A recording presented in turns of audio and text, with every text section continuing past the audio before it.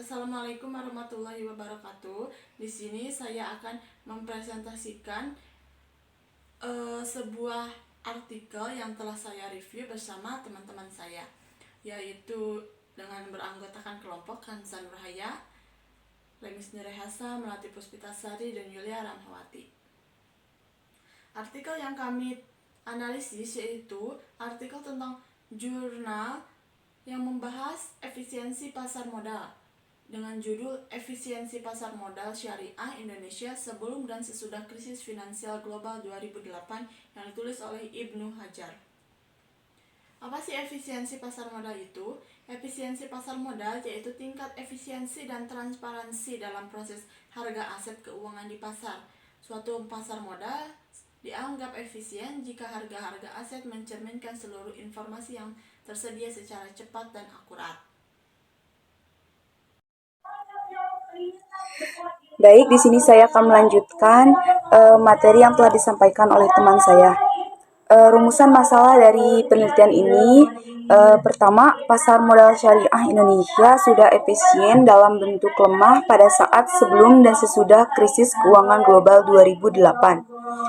Kedua, terdapat peningkatan efisiensi pasar modal bentuk lemah pada periode saat dan sesudah krisis keuangan global 2008.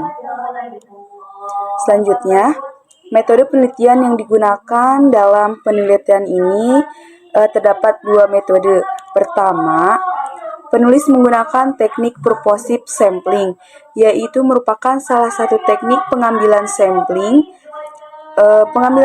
non-random sampling di antara penelitian melakukan pengambilan sampel dengan cara menetapkan ciri-ciri khusus yang sesuai dengan tujuan penelitian, sehingga diharapkan dapat menjawab permasalahan penelitian.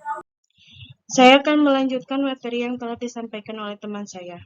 Metode purposive sampling melalui saham-saham yang akan dijadikan sampel dipilih dengan syarat atau kriteria bahwa saham tersebut selalu tercatat dalam JII secara terus-menerus sejak tahun 2006 sampai 2011. Periode tersebut dipilih karena krisis keuangan terjadi tahun 2007 sampai 2008, sehingga periode tersebut memenuhi periode sebelum, saat, dan sesudah krisis keuangan global 2008. Kemudian, hasil dari penelitian jurnal tersebut yaitu salah satu faktor yang menyebabkan perbedaan adalah letak bursa efek, yaitu antara kawasan Timur Tengah dengan kawasan regional ASEAN.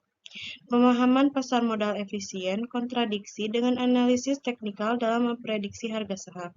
Analisis teknikal memprediksi harga saham periode yang akan datang didasarkan pada pola harga saham dan volume perdagangan saham pada masa yang lalu. Selanjutnya, struktur dan gaya kepenulisan. Tinjauan penulisan, kejelasan, dan konsistensi artikel dalam membahas sebuah masalah cukup jelas dengan referensi beserta data dan fakta yang dicantumkan sangat baik. Selanjutnya yaitu kesimpulan dari artikel yang berjudul Efisiensi Pasar Modal Syariah Indonesia Sebelum dan Sesudah Krisis Finansial Global pada tahun 2008. Ibnu Hajar sendiri pada tahun 2009 menyatakan bahwa tidak ada peningkatan efisiensi pasar modal dalam bentuk lemah pada periode sebelum dan periode saat krisis. Bentuk efisiensi yang lemah berarti harga sekuritas mencerminkan secara penuh informasi masa lalu yang sudah terjadi. Dalam keadaan seperti ini, pemodal tidak bisa memperoleh tingkat keuntungan di atas normal dengan menggunakan trading rules yang berdasarkan atas informasi harga di waktu yang lalu.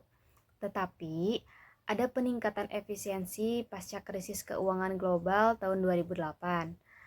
Nah, peningkatan atau penurunan efisiensi ditunjukkan oleh jumlah saham yang harganya random. Semakin banyak saham dengan harga yang random, maka efisiensinya mengalami kenaikan. Demikian berlaku untuk sebaliknya. Berbeda dengan sebelumnya, penelitian saat ini justru mencatat saat krisis keuangan global 2008, efisiensi pasar modal justru menurun. Hal ini ditunjukkan oleh semakin banyaknya saham dengan harga yang tidak random. Mungkin untuk presentasi dari kelompok 7 mengenai analisis jurnal yang berjudul Efisiensi Pasar Modal Syariah Indonesia sebelum dan sesudah krisis finansial global pada tahun 2008. Dicukupkan sekian. Mohon maaf untuk segala kekurangan. Terima kasih. Wassalamualaikum warahmatullahi wabarakatuh.